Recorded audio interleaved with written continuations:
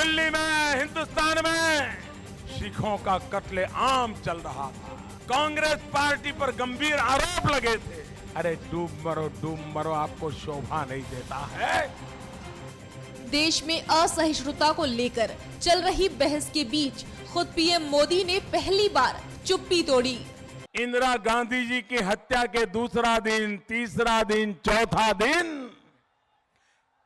दिल्ली में, हिंदुस्तान में सिखों का कत्ले आम चल रहा था। चुप्पी ही नहीं तोड़ी बल्कि विरोधियों के मुंह पर करारा तमाचा ही जड़ दिया। कांग्रेस पार्टी पर गंभीर आरोप लगे थे।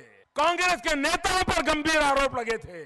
और आज उसी 2 नवंबर को टॉलरेंस पर भाषण देने लगी है। अरे डूब मरो आपको शोभा नहीं देता है। बिहार के पूर्णिया में एक चुनावी रैली को संबोधित करते हुए पीएम मोदी ने कांग्रेस पर बड़ा हमला बोला। पीएम ने कहा कि सिखों के कत्लेआम पर चुप रहने वाली कांग्रेस आज किस मुंह से असहिष्णुता की बात कर रही है। मोदी के मुताबिक 1984 के सिख विरोधी दंगों के बाद कांग्रेस को सहिष्णुता के बारे में उपदेश देने का कोई अधिकार नहीं है। वे ड्रामा कर रहे हैं।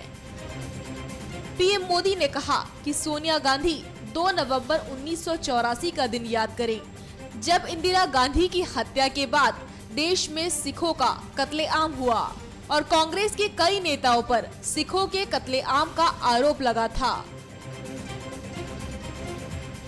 मोदी ने कांग्रेस से सवाल पूछा कि 84 के दंगों पर कांग्रेस ने चुप्पी क्यों साध रखी है। पीएम ने कहा कि जिनके नेताओं पर कत्लेआम का आरोप है वे आज सहिष्णुता की बात कर रहे हैं, ये जायज नहीं है।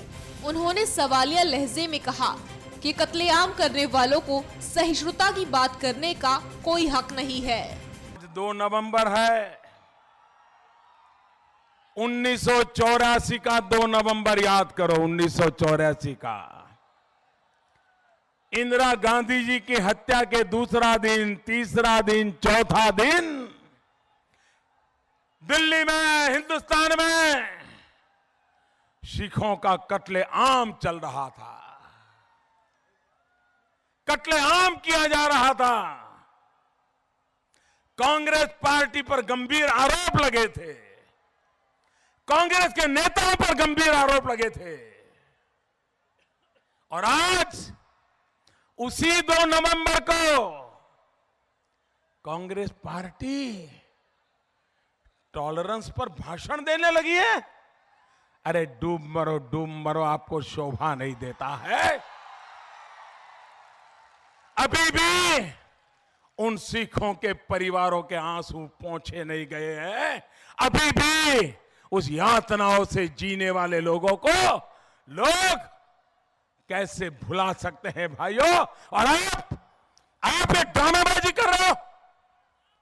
यही मोदी ने लालू यादव और नीतीश कुमार को धन्यवाद देते हुए कहा कि जिस कांग्रेस का बिहार में नामो निशान भी नहीं है, उस कांग्रेस को लालू और नीतीश 40 सीटों पर चुनाव लड़ा रहे हैं।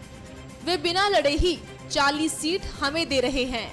और बिहार में नीतीश बाबू, लालू जी, आपकी क्या मजबूरी थी?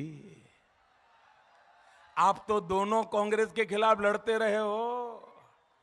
40 सीटें दे दी, 40 सीटें।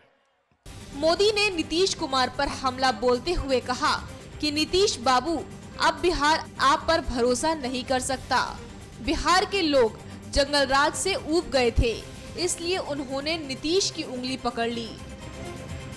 अटल जी ने नीतीश के कंधे पर अपना हाथ रखा और जनता ने अटल जी पर भरोसा किया।